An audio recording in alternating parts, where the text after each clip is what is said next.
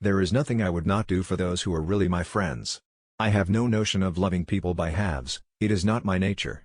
I declare after all there is no enjoyment like reading. How much sooner one tires of anything than of a book. When I have a house of my own, I shall be miserable if I have not an excellent library.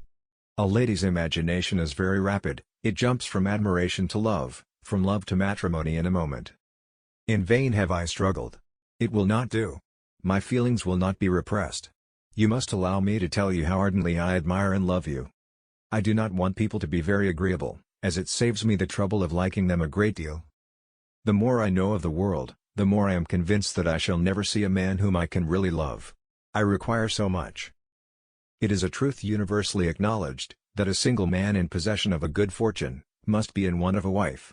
There are few people whom I really love, and still fewer of whom I think well. The more I see of the world, the more am I dissatisfied with it, and every day confirms my belief of the inconsistency of all human characters, and of the little dependence that can be placed on the appearance of merit or sense. I cannot fix on the hour, or the spot, or the look or the words, which laid the foundation.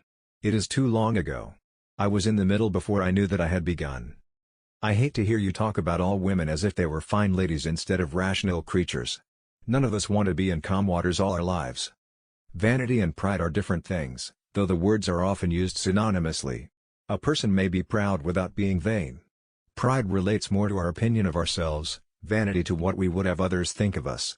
You pierce my soul. I am half agony, half hope, I have loved none but you. But for my own part, if a book is well written, I always find it too short. There is a stubbornness about me that never can bear to be frightened at the will of others.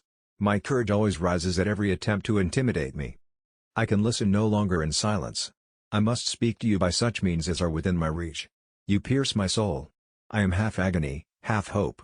Tell me not that I am too late, that such precious feelings are gone forever. I offer myself to you again with a heart even more your own than when you almost broke it, 8 years and a half ago. Dare not say that man forgets sooner than woman, that his love has an earlier death. I have loved none but you. Unjust I may have been, weak and resentful I have been, but never inconstant. You alone have brought me to Bath.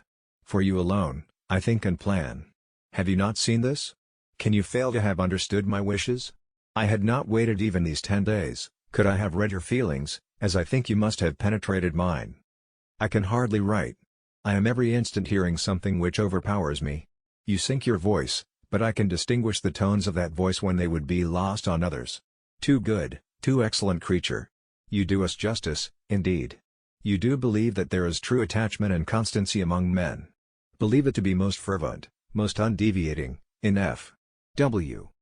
I must go, uncertain of my fate, but I shall return hither, or follow your party, as soon as possible.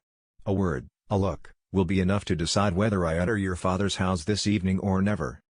I must go, uncertain of my fate, but I shall return hither, or follow your party, as soon as possible.